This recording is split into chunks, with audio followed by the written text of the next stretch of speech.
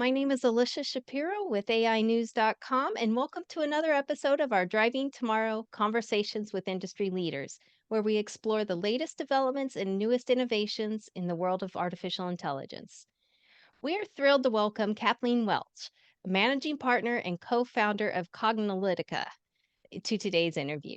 Kathleen is a pioneer in the field of artificial intelligence project management, having co designed the Cognitive Project Management for AI methodology, or CPMAI. It's a framework that is transforming how AI projects are approached and executed globally. With a rich background in data analysis and an influential voice in AI policy through her involvement with the Organization for Economic Cooperation and Development, One AI, Kathleen brings a wealth of knowledge and insight to the evolving landscape of AI technologies. Today, she will share her views and opinions on the challenges and innovations within the AI project management, the impact of CPMAI in the industry, and the future of AI development. Thank you for joining us today, Kathleen. Yeah, thanks so much for having me. I'm really looking forward to the discussion. Great. Let's get right into it. Could you start by explaining what the cognitive project management for AI, the CPMAI methodology is, and what it makes it distinct from traditional project management approaches used in the technology sectors? Sure. So CPMAI was created a number of years ago now, around 2017, 2018, because what was happening is we were being called into large organizations to help them run and manage their AI projects. Hmm. And traditional approaches just weren't quite working. So, agile was okay, but it what we found was that AI projects are really data projects. So you need to have Mm-hmm. data-centric methodologies for running and managing them. Makes Um, sense. yeah. So back in 1999, actually, a few different organizations had gotten together and created CRISP-DM, which was an approach for running and managing data projects. This really came about with, data mining.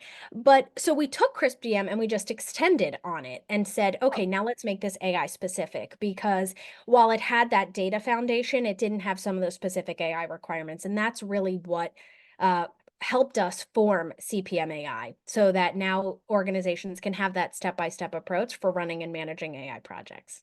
oh, that's great. Yeah, it sounds very important. Yeah. The CPMAI methodology you just spoke about has already helped create, it's been instrumental in involving the AI project management. Several businesses are using it already. But could you elaborate on how CPMI integrates elements from the agile and traditional project management methodologies to address the unique challenges posed by AI projects, especially considering the high failure rates of these projects?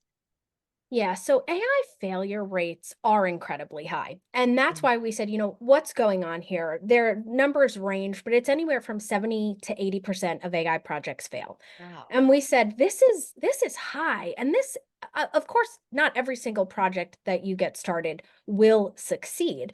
But if you're spending all of this time and money and resources into your AI projects and they're failing, that's Yeah. going to cause a number of problems, right? Number Right. one, people at the organization are not going to really want to continue to run AI projects. And this is something that we saw, especially a few years ago. And also, and this was also especially before generative AI, really was at the fingertips of everybody. And Mm. also your return on investment. So you always have to make sure because these projects are not going to be cheap and you are going to have a team. Mhm.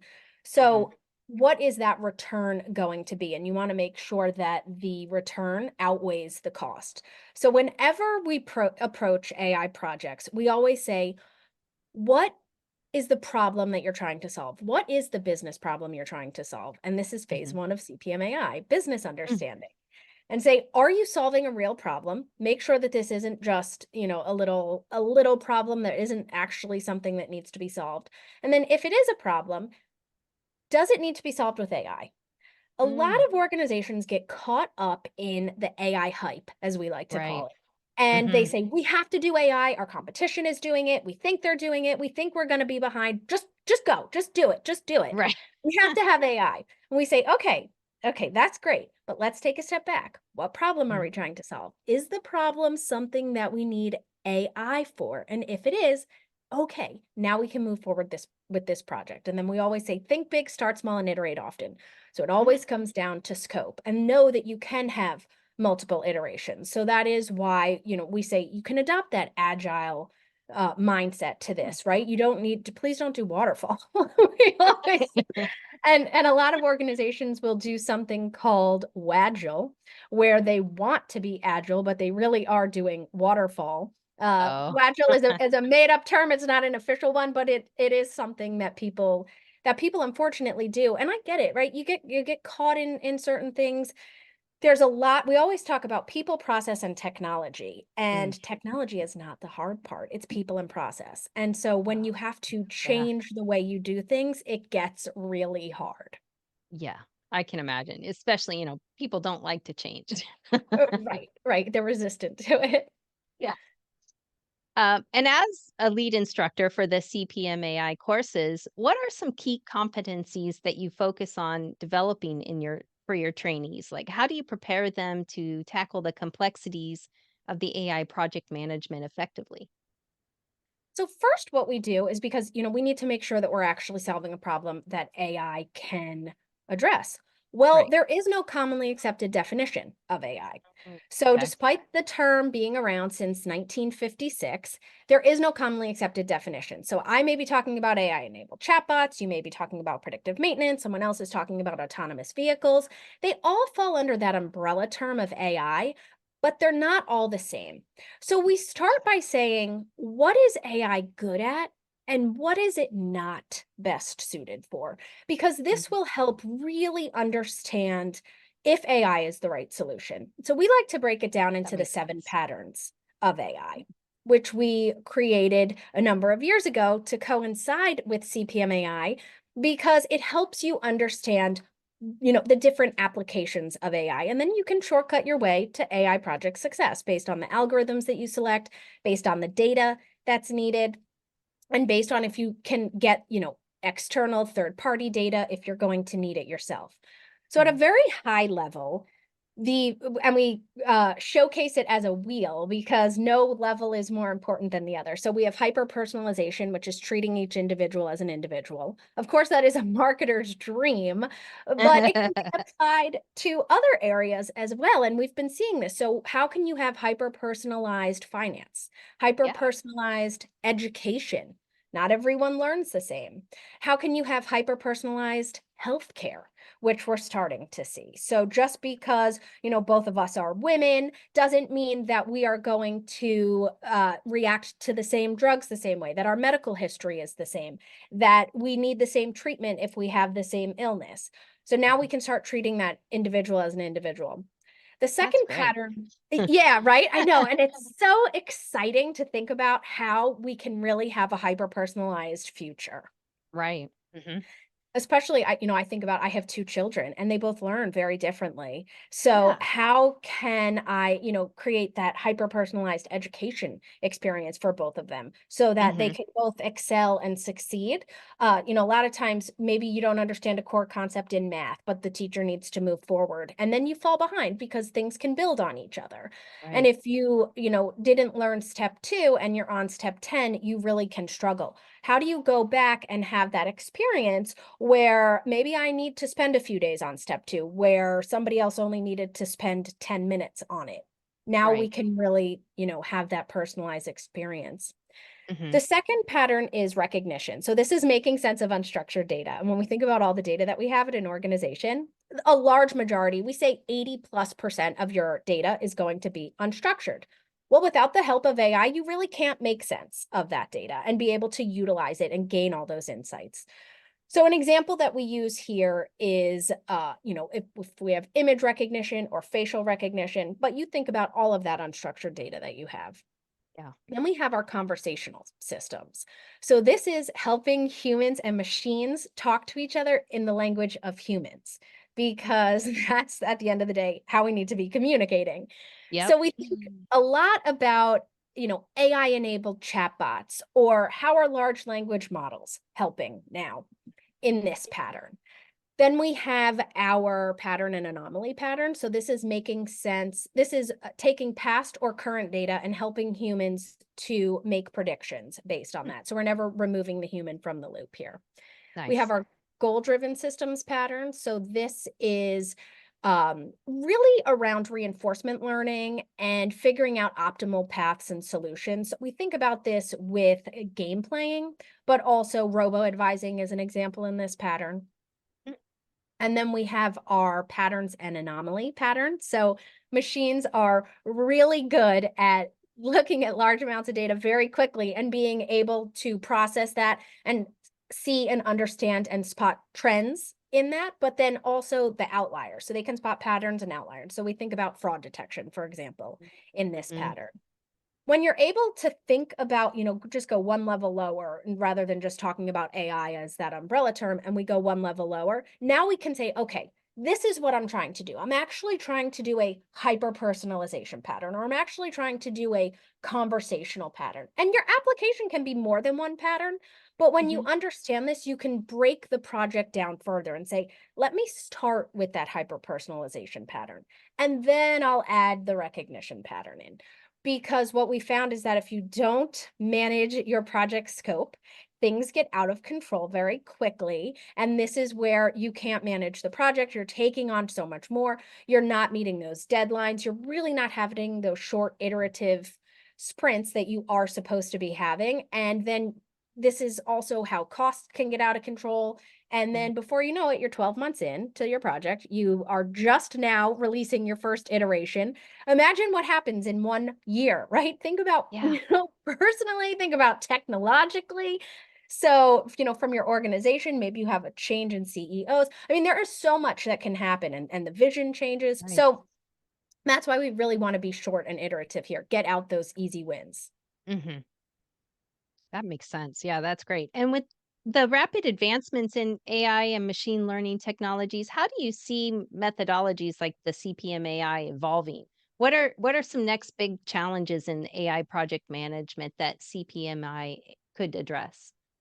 Yeah, so that's a great question because when it comes to the core method for how to run and manage AI projects, it doesn't matter if tools and technologies are changing because you always want to make sure you're following that step by step approach. So, are you solving a real business problem? And then phase two is data understanding. So, you have to understand your data needs. What data do you need? Do you have access to that data? Then we need to prepare the data. So, that's phase three. Then now we can go into building the model, testing the model, and then operationalizing the model, putting it out in the real world. So the method isn't changing, even if tools are changing. Oh, that's great. That makes sense. Yeah. Yeah. And you regularly share your insights on Cognilytica's AI Today podcast and through other various medias like Forbes and Tech Target. What are some of the most pressing topics and trends in AI that you believe professionals should be paying attention to right now? So we have been, me and my co-host Ron Schmelzer have been Mhm. running the AI podcast, the AI Today podcast, since 2017. We have over Nice. 400 episodes. And we've really touched upon a lot of different topics. Some of the Hmm. main themes that come up is everybody wants to understand how AI is impacting, their profession or their industry. So we have a very large AI use case series that goes over how it's impacting different industries. What's nice about that is, everyone thinks that their problems are unique to them.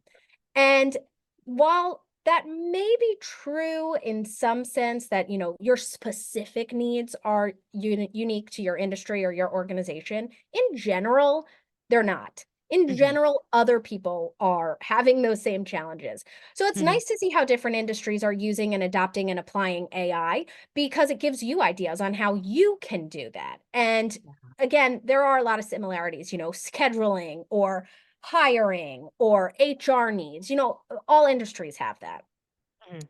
Another very popular series is our AI failure series Oh, because a yeah. lot of people talk about wins and successes, but they do not like to talk about failures. And I get that. There's a number of reasons why. They maybe don't want to highlight these failures for their organization, or, they Mhm. just want to move forward. But there's a lot to be learned, just as much, if not more, from Oh, the for sure. failures Yeah. as Yeah. from the successes. So we regularly present on our AI failures because, again, if we say 70 to 80% of projects are failing, why? Why are they failing? Yeah. So some of this has to do with data issues, right? The quality and the quantity of your data. Some of this has to do with the return on investment, that your return on investment is mismatched, or that you are not doing pilots, but you're doing proof of concepts, or, the real world is constantly changing.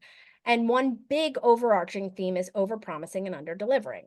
Anybody that's, followed and been working in the AI space knows that, I said earlier, the term was officially coined in 1956. We always like Mhm. to call AI the oldest, newest technology. It's been around for decades.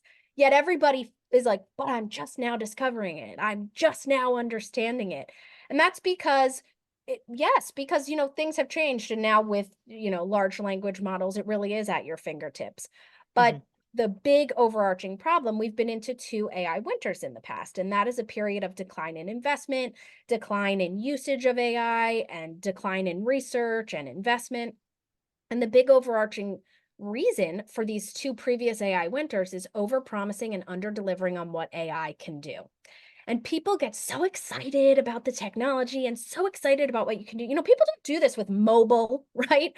They don't Right. go, Yeah. "Oh, this is so exciting. What can I do?" And I'm going to think about all these different things. And Yeah. AI is, yeah, right. So AI is really unique and interesting because it brings in so many different fields and so many different thoughts of study. And people get so excited.